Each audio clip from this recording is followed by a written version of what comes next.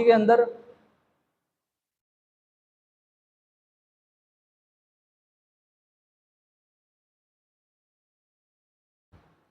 वंशानुगत गुणों को अनुवांशिकी कहते हैं। पता ही नहीं चला इसका तो भाई। अनुवांशिकी के जनक ग्रेगर जॉन मेंडल को कहा जाता है। इन्हें गैमेट शुद्धता का सिद्धांत दिया और जिनास्टिक शब्द वॉटसन ने दिया, जीनी शब्द जोहन्स ने दिया, कृत्रिम जीन संश्लेषण निर्माण और जीन्स को आइसोलेट पृथक करने का कार्य हरगोविंद खुराना ने किया था। आधुनिक अनुवांशिकी के जनक टी.एच. मॉर्गन को कहा जाता है। आधुनिक अनुवांशिकी के जनक मेंडल का प्रयोग मेंडल ने अपने प्रयोग में मटर के दाने पे किया था और 7 जोड़ी विषम प्रजातियों के लक्षण का अध्ययन किया। मेंडल ने मटर के पौधे का प्रयोग करके ये बताया क्योंकि इसका जीवन काल और आकार छोटा होता है, साथ ही इसकी कई प्रजातियां पाई जाती है। जेनिटोफोज, यह लक्षण में बाहर से देखने पर समझ में नहीं आते बल्कि इन्हें जीन के अंदर होते हैं। टैनीपेस्ट, यह लक्षण जिसे बाहर से देखकर समझाया जा सकता है टैनी टाइप कहलाते हैं क्योंकि ये लक्षण शरीर पर दिखते हैं। डोमिनेट, प्रभावकारिता का सिद्धांत, जब जो प्रजातियां आपस में संकर करती हैं और अधिक शक्तिशाली या कमजोर जीन्स के ऊपर अपना प्रभाव जमा लेती हैं, जो कमजोर जीन्स होते हैं उनके ऊपर क्या हो जाती हैं, हावी हो जाती हैं। मेंडल का एक संग्रहण प्रयोग, इसमें मेंडल ने एक लंबा और एक बोना पौधा, ये आप पहले पढ़ चुके हो, है ना, 10th क्लास में ही आपने इसको पढ़ लिया होगा। ठीक है, एक लंबा पौधा, ये कुछ नहीं है, संक्रमण पूरा का पूरा बता दिया। आगे चलिए, गोल पीला हरा चपटा, ये आगे। मेंडल का तीसरा नियम जैव विकास, एवोल्यूशन। एवोल्यूशन क्या है? एवोल्यूशन को हम अगर देखेंगे तो हम यहाँ देखते हैं कि इसके अंतर्गत जीव के प्रारंभिक विकास का अध्ययन किया जाता है। समजात अंग, वैसा अंश जिसकी उत्पत्ति समान रहती है किंतु वे अलग अलग कार्य को करते हैं, समजात अंग कहलाते हैं। मानव में हाथ, बाघ का हाथ, चमगादड़ के पैर, मछली का फ्लैपर, इन सभी की उत्पत्ति शरीर के अलग अलग भागों से हुई है, जिसमें प्रारंभ में एक हड्डी और बाद में पंजे की आकृति बन जाती है, किंतु ये सभी के काम अलग अलग होते हैं। दूसरा, समरूप अंग, इन अंगों की उत्पत्ति भिन्न भिन्न होती है किंतु एक समान कार्य करते हैं। कीट में 4 पंख जबकि पक्षी में 2 पंख होते हैं, किंतु ये दोनों ही पंखों से उड़ते हैं, जबकि संरचनाएं क्या होती हैं, अलग अलग होती है। अवशोषी अंग, वैसे अंग जो शरीर में होते हैं किंतु काम नहीं करते, अवशेषी अंग कहलाते हैं। इनकी संख्या 100 होती है। मनुष्य में अवशेषी अंग बताए थे आपको, कौन कौन से थे, किसको पढ़ाया था, बोलो जल्दी। मनुष्य में अवशेषी अंग, ईयर पिन्ना, ये बताया था, कान का पिन्ना, आपकी भौं, और फिर आपकी अंदर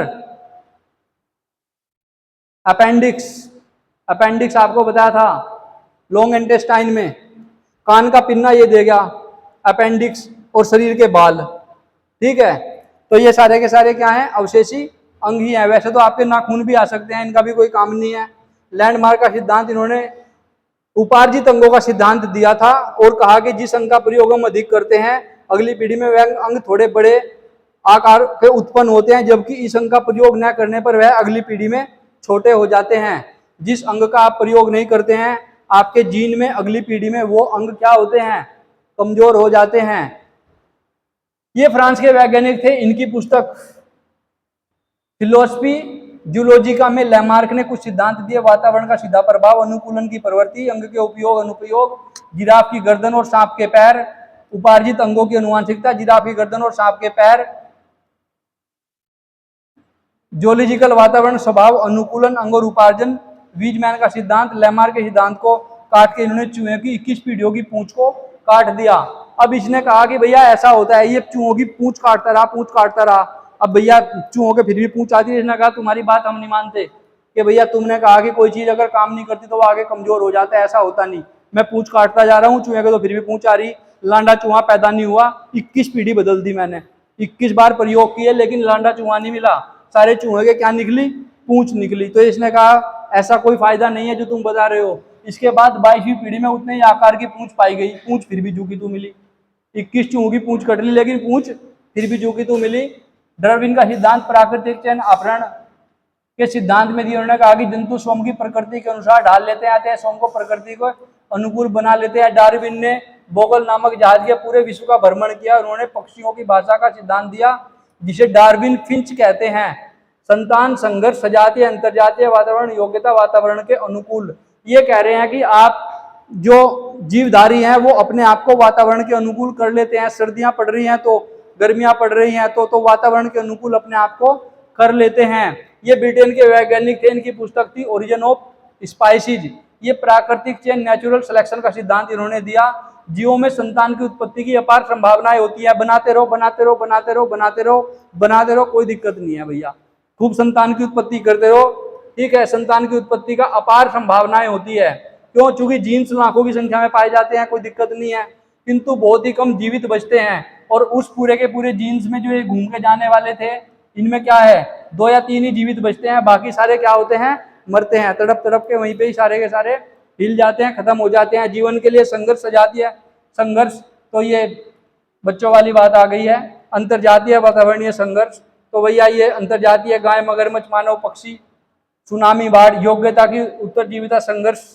नव डार्विन के अनुसार जाति में परिवर्तन अचानक होता है, सिद्धांत परिवर्तन को दर्शाता है। ह्यूगो डी बीज का सिद्धांत, इसमें उत्परिवर्तन के सिद्धांत दिए गए हैं और बताया गया है, क्या बताया है कि भाई जीव में अचानक इतना बड़ा परिवर्तन होता है कि वह अपने मूल नस्ल से पूरी तरह से खिन्न दिखने लगता है, जिससे कि एक अलग जाति का निर्माण हो जाता है।